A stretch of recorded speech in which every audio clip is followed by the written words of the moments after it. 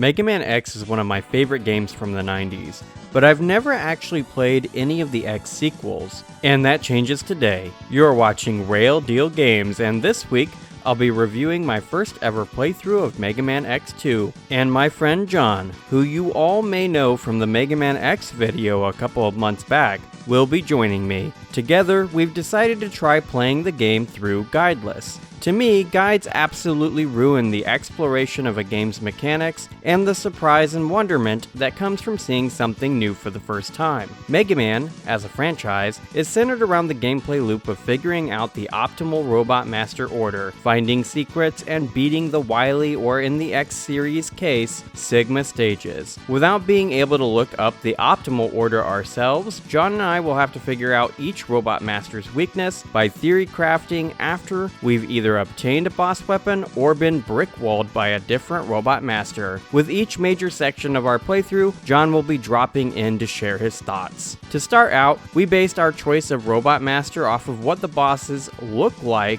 and the name and theming of their level. If you end up liking this video, please subscribe and smash that like button. It's the best way to ensure future Mega Man and retro game reviews end up on the channel. With all of that established, let's dive right in, shall we?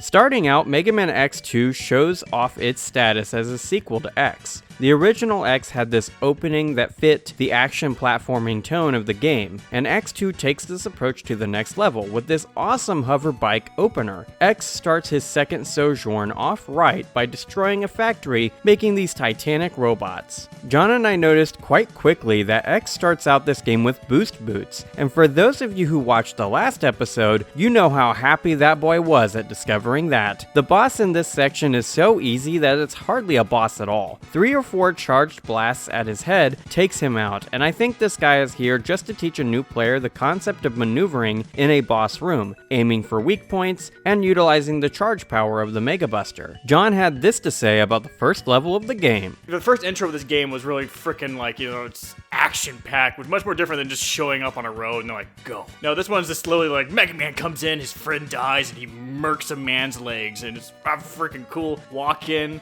and the first thing we discover is those goddamn boost boots automatically, and it makes me so happy. Brings a tear to my eye. Proceed to have this really interesting factory thing, which is pretty cool. Brian got caught by a magnet, so there's environmental effects in there with a fucking hook, and then has a really cool, really fucking, honestly, really action opener for a 2D game like that. That was really cool.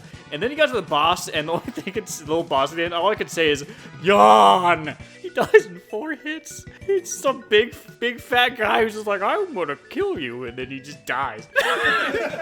As soon as we saw the level select for the first time, I became pretty excited to start our exploration of each level. Since we didn't know which Robot Master we should start with, we decided to each pick a different level we'd like to do first. I saw a crab, and I thought, what's the stupidest first level to do? Something that's close to the missile guy, so let's do that one first, is my thoughts. And so we'll see what suffering awaits me. John absolutely loves water levels. You heard it here first. Let's be honest though, John absolutely picked Bubble Crab first because he loved the idea of fighting a crab, as if the ones in Dark Souls 3 and Elden Ring weren't enough. Gator is where I wanted to start out because crocodilians are one of my favorite animals. The reason I typically start with Flame Mammoth in Mega Man X is that I love elephants, and that mentality is what led me to my initial decision. The way John and I play single-player games in a co-op fashion is that we trade the controller on death or the successful completion of a level. Since I did the opening level though, John's boss pick is where we'll be starting.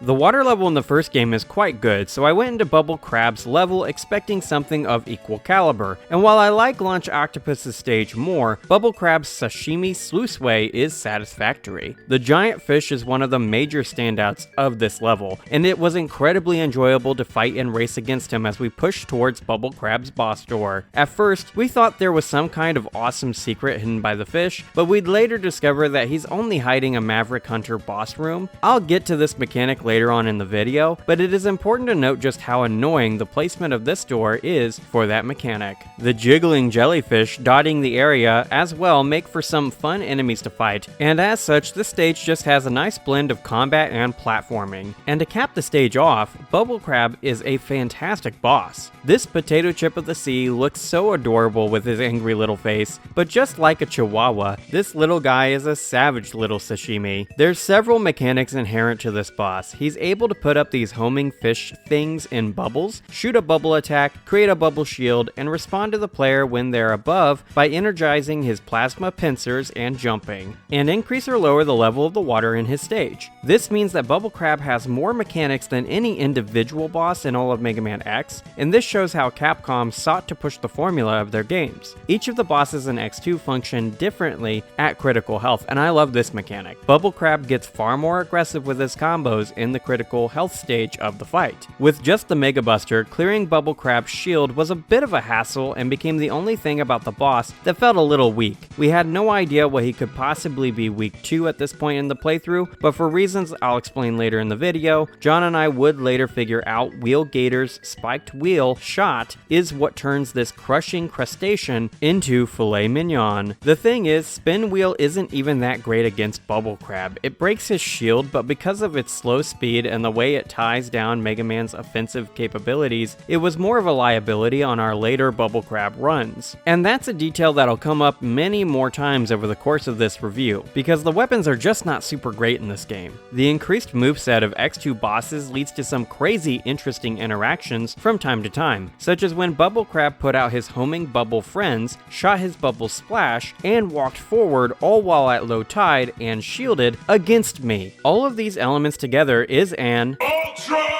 Combo! And made me feel like I got stuck in the middle of a crab rave. No! God! No! God, please, no! No! No! No! The way Bubble Crab dunked on me in this way clashed harshly with the way he let John beat on him because he kept spamming his power claw, like he was just trying to strut his stuff. After destroying this decadent decapod, John said, "He's a crab, but he looks like a little knight. I loved his design as a little character. He's so tiny, but he's like so full of anger. We really got lucky. We just fucking, this level was really simple to do. It wasn't, definitely when we first started playing, it was very clear that like this is like an easier one just because we weren't being hampered by some really weird or difficult terrain. Beyond just trying to race a fish, which we failed at. The fish is faster underwater, surprise, surprise, and we can't platform fast enough through all the jellyfish fields. Overall, really interesting. It was fun to discover there's like secret areas. A bit sad that the secret areas only revealed like collectibles. Is actually kind of depressing. So it's like one of those things where you're like, aha, I'm smart, and then your reward is a penny. And you're like, yay! Wowzers, I'm so happy. Otherwise, it's kind of exciting. I love, it's already a good present for a first level, and the boss, I'm excited about going back to try killing that fish. I'm looking forward to the other levels and see how creative they get with it, because this is honestly kind of an awesome start. And yeah, Bubble Crab was an impressive start to our X2 journey. I wouldn't say he's as good as the best bosses in the first game, like Launch Octopus, but he does make the natural boost boots a near requirement for several moments in the fight. I'd put Bubble Crab above things like Armor Armadillo and Spark Mandrill from the first game though. We kind of got lucky getting such a cool stage and boss first, and after we were done with that, it was time for us to do my first pick, Wheel Gator.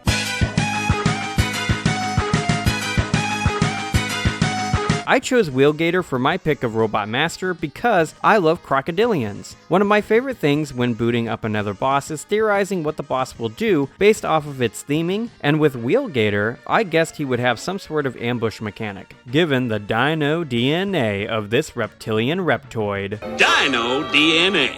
John said, I think he's going to turn into a wheel and roll at us and try to crush us, and I'm excited to try to treat Armadillo and just destroy him by just sitting there and being super patient. I guarantee that's not how it's going to work. I'm going to die painfully, but I'm going to pretend like I'm very confident. So he's toast, bro. Yeah. Hidden in the dinosaur tank level, Gator watched as we smashed and blasted our way through this prehistoric proto-relic, recreating our own meteor extinction event. The level itself is pretty cool, reminding me a lot of Storm Eagle's ship from the first game. I especially love the battle armor section below the dinosaur tank, and this level is one of the best places to refill tanks because of the bird spawners. Once I first saw the oil tank hiding Gator beneath its depths, I knew I was right about this guy. Diving beneath the oil, Gator shoots out these spiky wheels that bounce and climb up the walls, making wall evasion strategies a bit riskier. To leave his hidden state, Gator does an ambush bite, just like the real-life animals. After leaving the water, he will sometimes do this eating move where he'll munch on Mega Blaster attacks. In critical health, Gator does the spin dash, where he inserts a non-lethal damaging spike into the wall where he lands. This spike damages the player when they try to wall jump on top of them or just slide past them. This scaly boy wasn't weak to the only boss weapon we had, the bubble shot, but neither John nor I expected him to be. Later on in our playthrough, we would learn that he's weak to strike chain. Other than the lightning, I think the idea behind why this is his weakness is based on the idea of shoving the strike chain right down his gullet when he bites. Unfortunately, this makes Gator immediately dive below the dark depths of his oily hideaway, prolonging the fight. You see, I like this boss, I really do, but he wastes so much of the player's time because of his constant retreats below the oil. We did discover that he can be hit with 2 charged Mega Blaster bolts before using the strike chain, which does do a substantial amount of damage. Eventually though, I got to add Gator's skull to my Gator skull collection, making it my second one, which isn't that many, but it is strange that I now have 2. Upon skinning the scales off this gator, John said, Gator was a chump. He died like a fool. He was spooky. He was spooky. He fucking spooked me whenever he grabbed Brian from below. It was like, I think he's ambushing. I think he's trying. And then he actually pulled Brian into the fucking oil blood, whatever the hell that is. And it was like, oh my god. Really cool boss fight, except for he just really annoying having to wait for him, honestly. That was just like, he just took too long to get out of the goddamn swamp. It was an interesting level. We saw that weird sub-boss thing, and we now got confirmation that the sub-boss is this thing. So we were banging our head against the doors, and he just said, like, I don't understand. And the whole time, it's just because there's probably a guy supposed to be there later. And from here, we tried to crush our first insectoid of the run, but we were not even close to successful.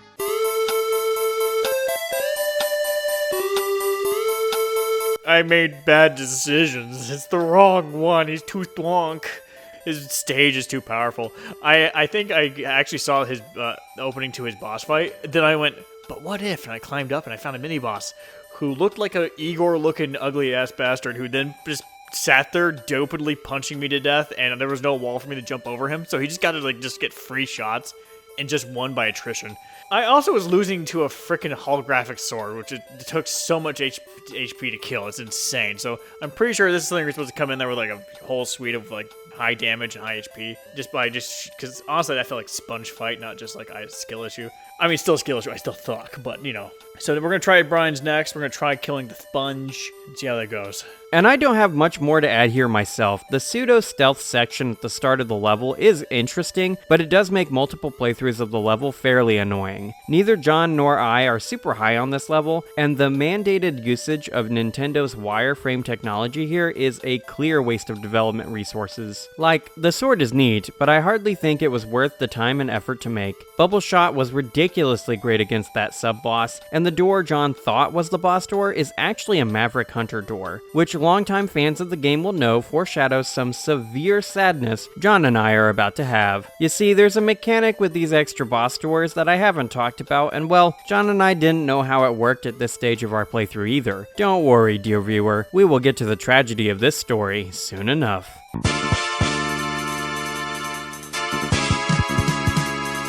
Almost immediately upon entering the stage, I found our first heart upgrade by jumping up the wall on the left. The reason I did this is because I have monkeyed around on Donkey Kong Country before, and as such, I know how these SNES-era developers love to hide their collectibles in devilishly hidden areas. John, with the foresight granted by his status as a Metroidvania showbag, was able to predict the helmet upgrade mechanic. I'm curious if you're going to be able to see it like a mechanic that lets you see invisible walls, because there's been quite a few we've seen, especially in the water area. So I'm interested if that's like something to do, because my favorite mechanics in like Super Metroid was that the vision scanner that let you see if there's like special kind of blocks. That's how it would do collectible tracking. So I'm hoping that's something that might come up. Which we wouldn't actually get until, well, let's just say much later. Wire Sponge's stage is crazy interesting from a design standpoint. I love the idea of a weather control station, and the way the weather can be manipulated by hitting the control orbs periodically placed throughout the stage is great. SNES era sequels always seem to be harder than the first game, didn't they? DKC2, Diddy's Conquest, and many others like it were just more challenging, and I think this is because developers at the time considered a higher difficulty to be a part of the value proposition for a game. The idea being that someone interested in a sequel for a game likely played the first one already. We know now that that is definitely not the case, but I don't think it's unreasonable to see how a developer might think that back in the day. Mega Man X2 is far more difficult in the platforming department than the first game, and stages like Wire Sponges really shows that off. Bubble Crabs had this too, but these vertically moving platforms suspended over death traps is a crazy, teeth-clenching challenge. To add injury to, well, injury, this stage has a wind mechanic where Mega Man is pushed back while airborne, making the platforming here even more tricky. All in all though, the stage is a fun one, and at the end of it, Wire Sponge awaits. And this thing is supposed to be a sponge, I guess, but it looks much more like a pissed off version of the cucumber from VeggieTales.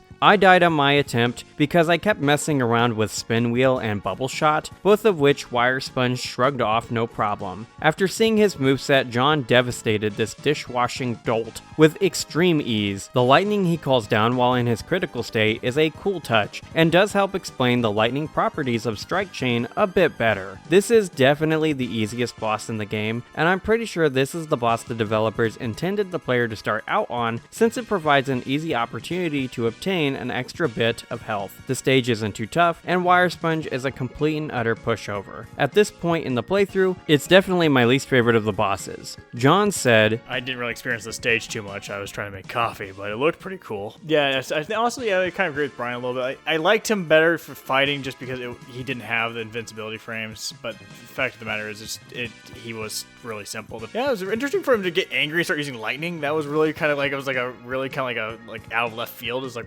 what are you doing? And but like beyond that, I mean, just meh. Early stage, easy boss, honestly. John's next pick is up, and somehow this guy always manages to pick the exact wrong boss. I'm sticking to the bug theme. I failed with a centipede, so we're gonna go for Mothman. Morph Moth.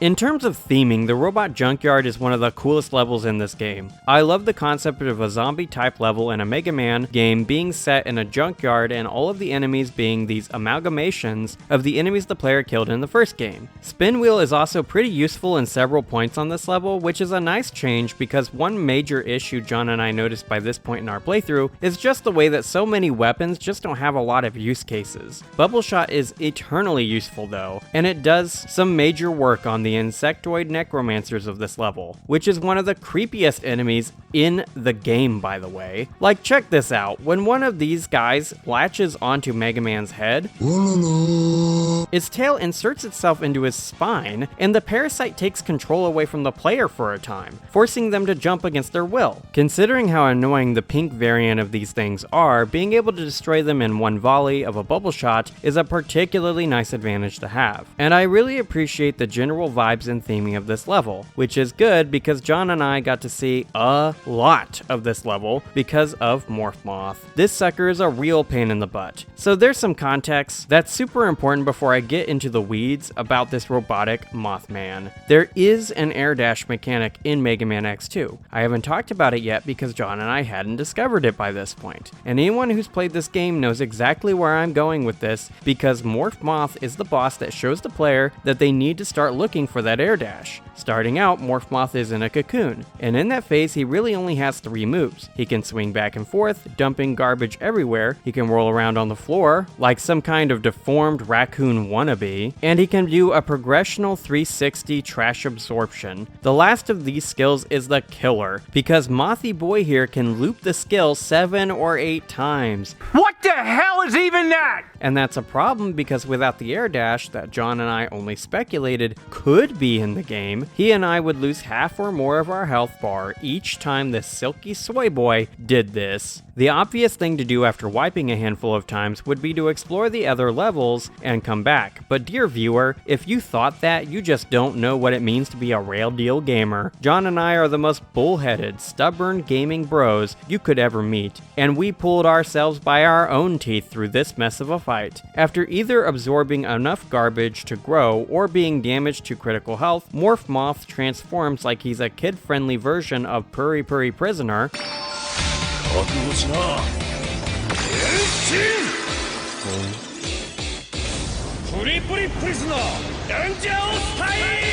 and in this mode, he sprays sparkles beneath him as he flies, firing rainbow lasers and dealing insane damage when he touches Megaman. And when I say insane damage, I mean 6 whole pips. That's half a freaking health bar, for goodness sake. Because I can't seem to control myself. I see a beautiful man and I take him. After many, oh so goddamn many deaths, I locked in and ripped the wings right off of this light-addicted buggy boy. After our suffering finally ended, John said, I really like the creepy, like how for them a junkyard is in fact a graveyard, so the zombie, like that's the zombie for them, which is a fun like theming wise. I love that. I did love the Morph Moth, how he fucking like absorbs all the junk in order to morph into his final form. The boss fight itself, it feels like kind of, it's interesting. I like the first part. I hate the second part where he turns into his moth form, only because it feels like they made it so he's like difficult equals hit harder, and that was all it was.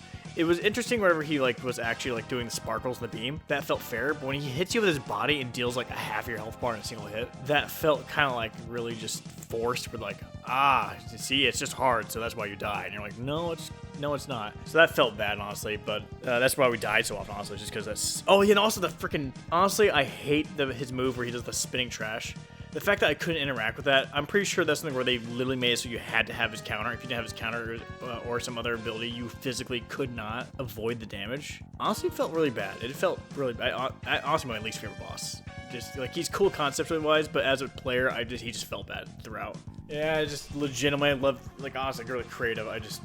For me, the only thing I can say is that the fact that you have to be in there with the correct counter to in any way interact with him is frustrating in a Mega Man game. But here's the thing: all the other bosses you could interact with without those, and that was very satisfying. You could see instances where you're like, oh, if I had this, that'd be nice. This guy was legitimately like, if you do not have this, he will hit you, and the fact that he can spiral that thing 7 times, which is 6 or 7 guaranteed hits, and it's just like he just does it random. He's just like, yep, I decide to literally just nuke you, and there's legitimately, because we don't have the right items or whatever, can't interact with it, which is very frustrating beyond just trying to kill him faster. That was really all we could do. With Morph Moth in the bag, we moved on to my next Robot Master pick.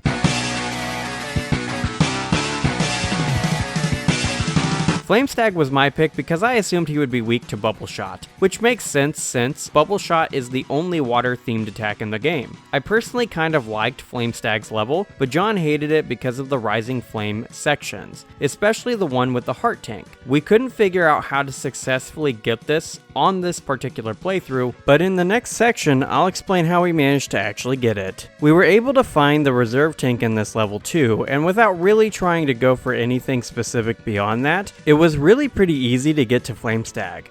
Stag himself is one of the bosses in this game that I really can't break down the mechanics of because he is really incredibly weak to Bubble Shot. Not only does he take insane damage from it, but he also follows up being hit with the same fireball attack. attack, so hitting him once just sets him into a touch of death combo. Now down to 3 bosses, John and I took a look at the remaining, and lo, what's that we see? The Maverick bosses disappear forever if the boss of the level is beaten when their icon is on the stage. John and I sat at the screen in sheer disbelief for a minute or two, and then the realization set in. We'd have to restart the game to be able to fight all of the bosses and to get whatever it is that they drop. With the sigh of every gamer who's had to restart a game they were halfway through, we muscled down and began again.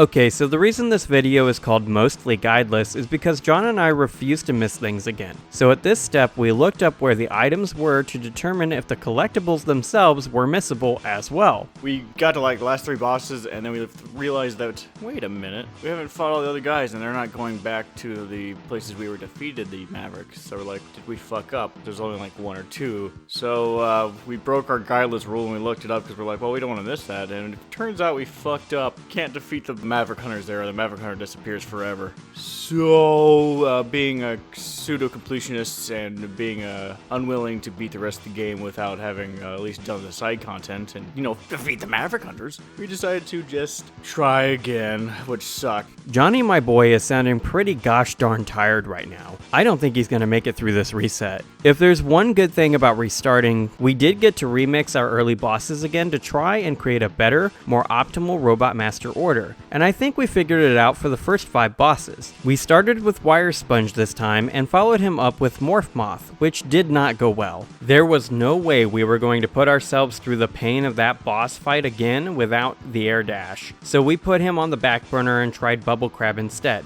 But Bubble Crab was not being nice either, and we gave up on him too. And our next real Robot Master was Wheel Gator. This is when I discovered Wheel Gator's weakness to SpongeBob's Strike Chain, and after him we went back to Bubble Crab, which is what Spin Wheel is supposed to be good against. It's okay, it breaks his shield, but he can jump in quite consistently, and using the attack leaves Megaman defenseless from Bubble Crab's Bubble Missile Mine guys. At this point, John was tired because he had worked earlier in the day, and he made bad decisions the night before and drank just a little too much and paired that with an unhealthy dose of doom scrolling. While he took a little nappy on his couch, I was left to get us back to where we were. Flame Stag was no problem whatsoever, and his speed burner attack completely trivialized Morph Moth. I also found Air Dash in the Overdrive Ostrich level, and this is where John and I began to really hate the secret design of this game. You need the Air Dash to fight Morph Moth comfortably, but this is at the end of Overdrive Ostrich's level and locked behind blocks that can only be destroyed by Wheel Gator's attack.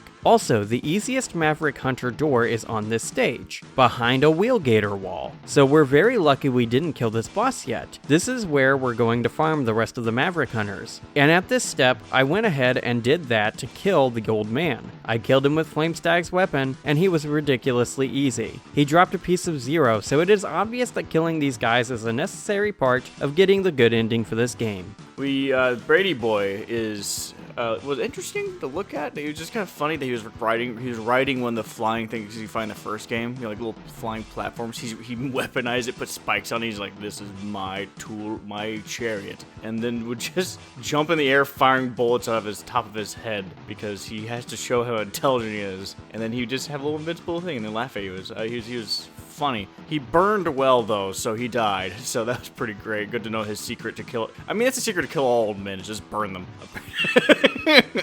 But in this case, it's funny the game's like, yeah, that's true. Because Overdrive's Maverick door is in such an easy, advantageous spot, we began grinding the remaining 2 bosses to dust.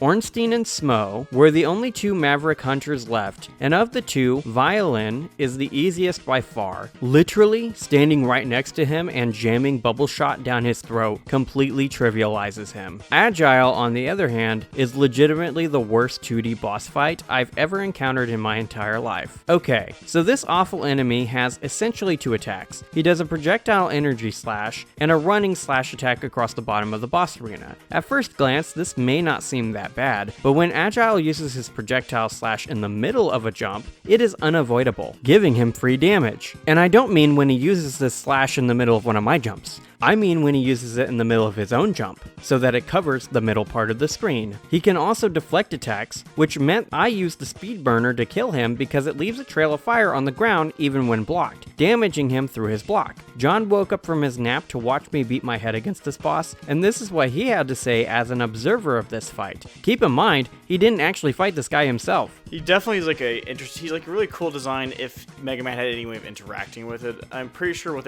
you're supposed to do with his like middle blade that goes through the middle of the room is you're supposed to somehow sprint across the room, climb up a wall, and then dash over it, which is not physically possible at the time given. And like in a game where you could like dodge roll through the attacks, that actually would be a really cool boss. But Mega Man doesn't have that. Mega Man can't interact with it. I'm pretty sure you're supposed to find whatever the fuck his weakness is, which we unfortunately don't have.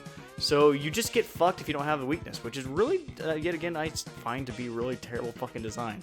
Like legitimately, like, oh, you don't know his weakness? Oh, I guess you just gotta die. That is a boss that I would see designed in a game that's more modern indie games that all have like dodge mechanics. He would be something that shows up in Blasphemous. He'd be showing up in Grime. Any like small Souls-like, almost inspired game that has a dodge mechanic, he would be fit perfectly. You would dodge through his giant wall of projectile. But here's the thing, you can tell that like Mega Man has an air dash now. He can move, but as I said, Mega Man's just a walking block of cheese. He can't fucking move quick enough to get around the projectile moving halfway through the screen within half a second. It's not happening. Yes, there's an opening at the top, but like you're not getting there in time. No, you're not. So it's just he's in the wrong era. He's in the wrong fucking game. Get him out of there. Get the agile out. And he would work in like Mega Man 11, which I have played because there's a slowdown mechanic where you're able to slow down the enemies and move and jump him, say, at the right time. But he just doesn't work in this game. I get it. They built this game in not even a full year, and like I probably have said at this point in the video, Nintendo kind of required a lot of games, and Capcom specifically, to use their wireframe technology thing, and I bet that burnt a lot of development resources, honestly, because it's kind of a useless feature. It's used 3 times, and none of them are super exciting, and I bet it kind of just ruined a lot of aspects of this game. I also think that they probably designed it to be harder than Mega Man X because there was a design philosophy at the time that the sequel should be a little bit harder than the last game, and I think that the definition of hard was just wrong at the time, like John said, where they kind of went the Dark Souls 2 approach rather than the Dark Souls 3 versus 1 approach, where hard is dying. It's just like they just made things like very hard to execute and just not fun to do, I suppose, is what I mean. I really like hard stuff, but this game, it was like, it may have been fine if you had infinite continues and you started right at the start of something with all your stuff filled up. That might have been fine, because then it's like, okay, I failed, but I don't have to spend 2 minutes to refill everything. But it's like every time you die, it's like you need to refill all your stuff, and you need to refill your tanks, and you gotta do this. And I would say like maybe an hour of our playthrough was just filling our tanks every time, and that's just kind of bad design, honestly. It felt like sheer luck that I managed to get through this guy. Like I literally only succeeded because of our reserve tanks. And after this, John and I decided it was time to go to bed for the night. I'm tired, boss. I get what the developers were trying to do with this Maverick Hunter mechanic, but it is woefully undercooked, considering how it impacts the flow of the typical Mega Man experience. It is entirely possible that a player could have a worse experience fighting these guys than John and I did based on the order of the Maverick bosses they completed, especially if they beat Overdrive Ostrich, because that would eliminate the easiest grinding spot for these bosses. Like, imagine this. Imagine if the last 3 bosses that you had were Bubble Crab, Flame Stag, and Magna Centipede. If these were the last 3 bosses that you had, you would have to fight 1 or 2 of these guys without any of their weaknesses, because you literally can't get the boss weapons before you fight them. That's terrible. I really, really hate that. Resolving to watch JoJo's. Yes. Oh my god. We left the remaining robot masters for the morrow.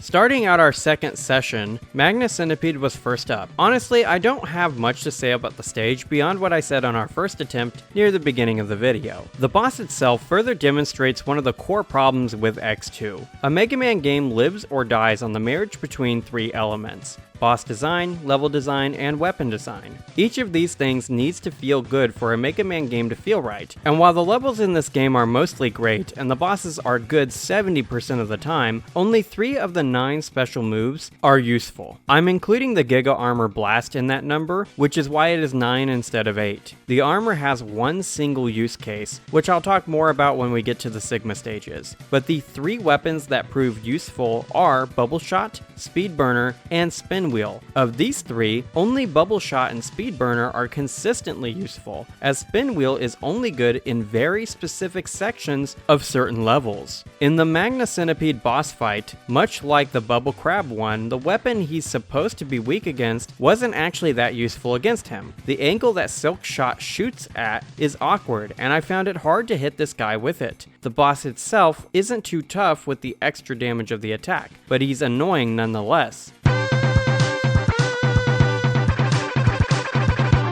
By this point in our playthrough, John and I were super familiar with Overdrive Ostrich's level, so we bulldozed our way through it, getting to his boss door easily. The Overdrive Ostrich boss fight itself is not bad at all. He's only got a handful of attacks, and none of them are particularly scary. I did want to get the trophy for killing a boss with the Giga Blast attack, but right as soon as I initiated the attack, Overdrive Ostrich ran off the stage, doing his best impression of Tom Cruise.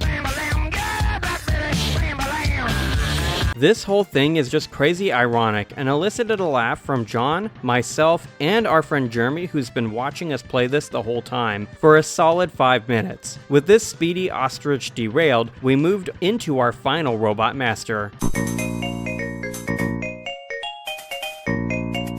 I really liked Crystal Snail's level, primarily because of the sliding crystal traps. I love these types of mechanics in platformers, and my favorite secret is on this level. Early on in the level, there's this deep pit leading off to the left, and with ride armor, an air dash, and a strike chain activation, you can get a satisfying secret. Crystal Snail's weapon also has a funny element to it too. All the weapon does is convert an enemy to a traversable block, but if you pause the game and select a different weapon, the Crystal Hunter shot despawns the enemy. Crystal Snail himself isn't super memorable. The magnet mine separates him from his shell, but depending on where he lands, he essentially gets right back into his shell anyway. I just DPS'd my way through the boss and moved on to one of the rougher sections of X2, the Collectible Hunting.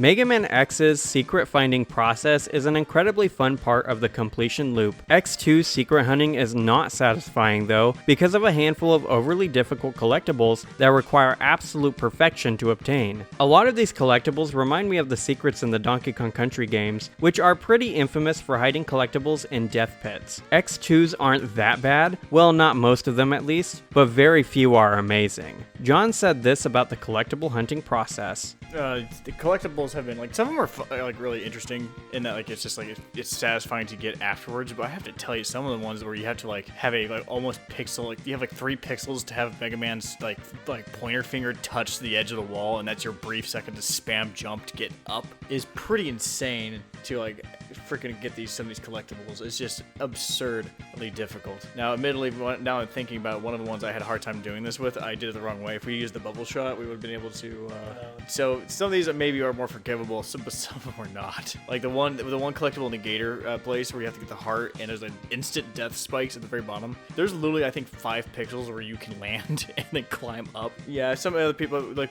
the way we did is we did a dash jump into a flame flame dash, and then just freaking cross your fingers, hope and spam jump when we so when we reach that 5 pixels, we wouldn't immediately slide in 0.1 seconds and die instantly. Which, you know, I was like, oh, great design. Oh yeah, the freaking lava one was terrible. The lava collectible, the heart one inside the lava escape area.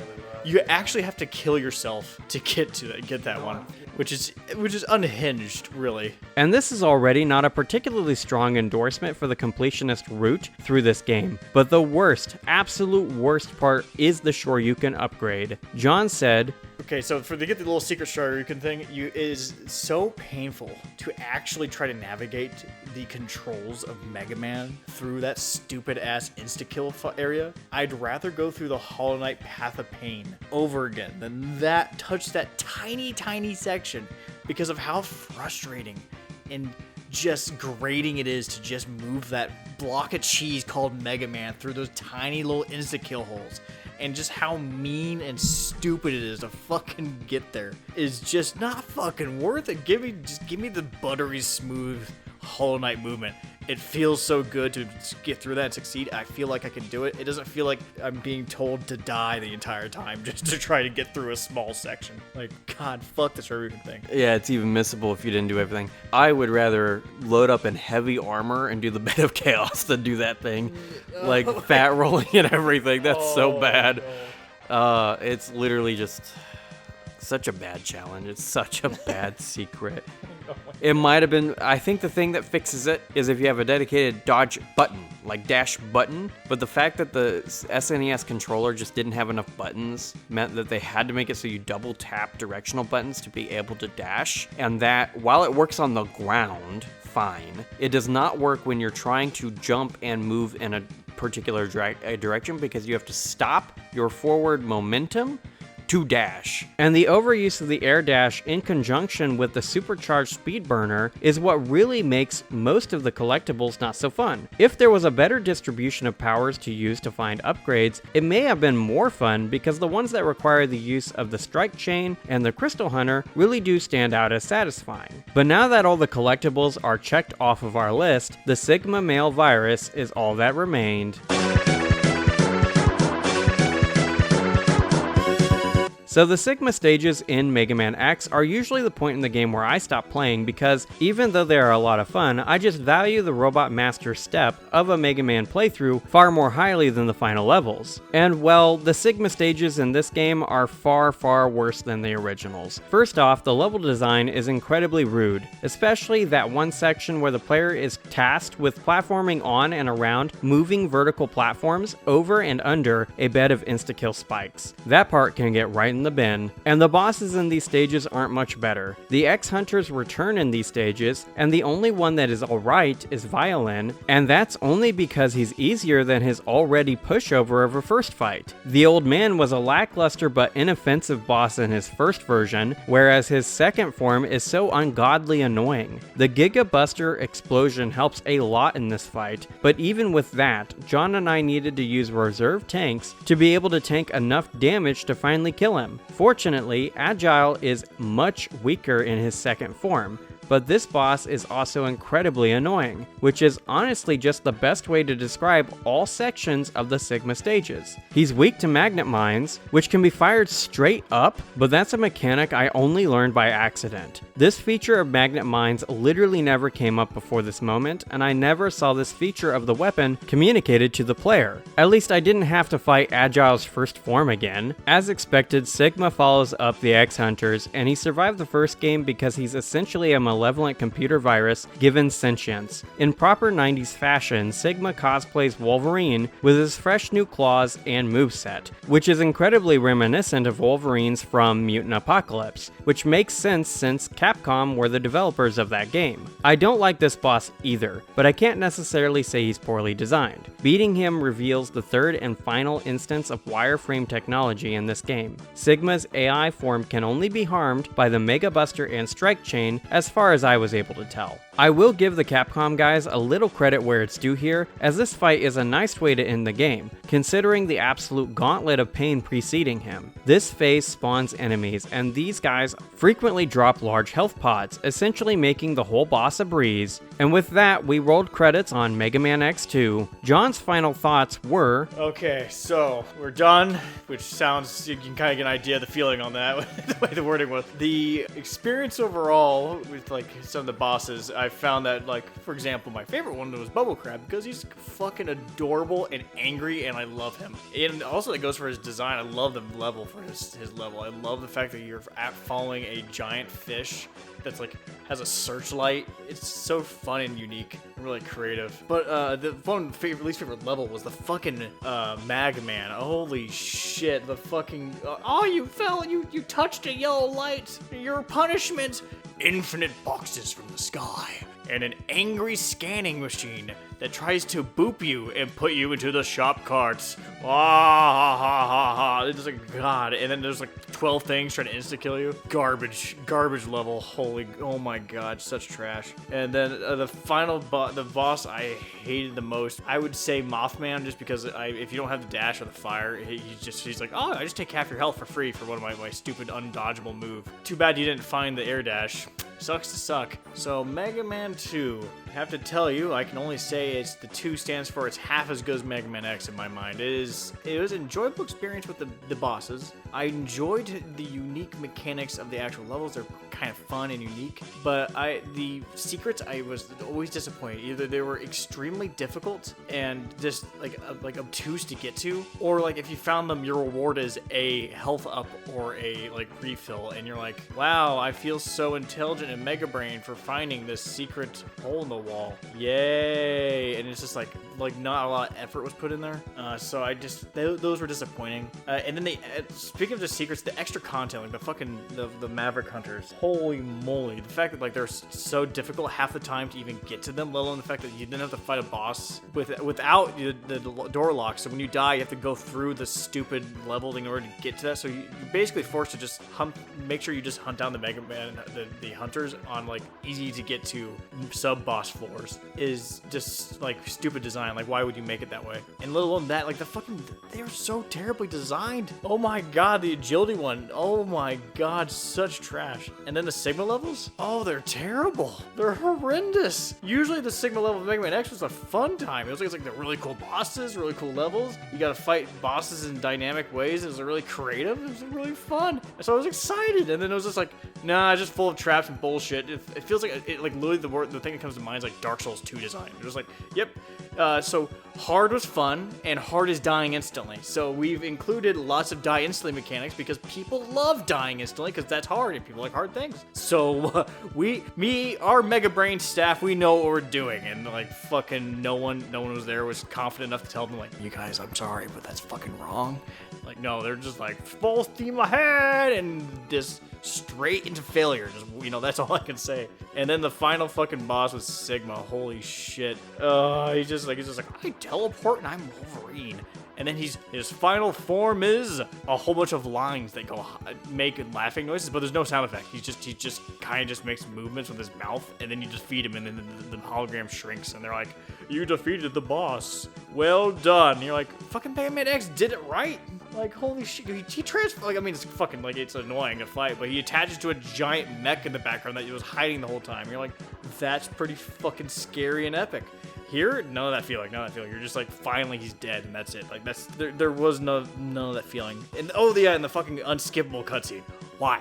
Why would you make it so every time you have to listen to fucking Sigma and Zero talk for 30 minutes, and then you could finally fight him, but not before you fall for 30 minutes through the fucking floor?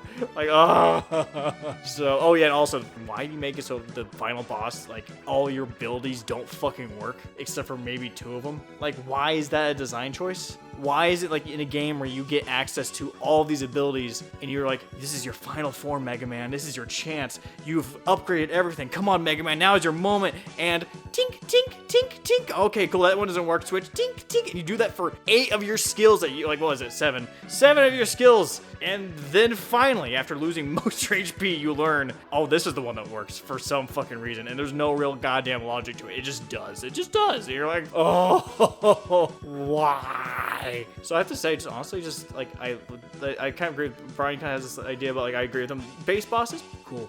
Level design, kind of cool. But overall, just extra shit they fucked up on. Final boss, they fucked up on. Oh yeah, and finally, just the beam weapons, trash. Most of them are trash. The fact of the matter is, like, we comment about this, half the time you're just frustrated that they're even there because you have to go through like 12 of them, like fucking like 6 of them get to the 2 that matter. You're like, the fire one and the bubble beam, like those ones are actually useful. The rest of them, like even the silk one, was so trash because you're trying to charge up to the purple, and your goal is to just get to like one of the ones that matter that you want to use the purple one, and then the silk one just eats the charge. So all it does is it's a trap in your bar.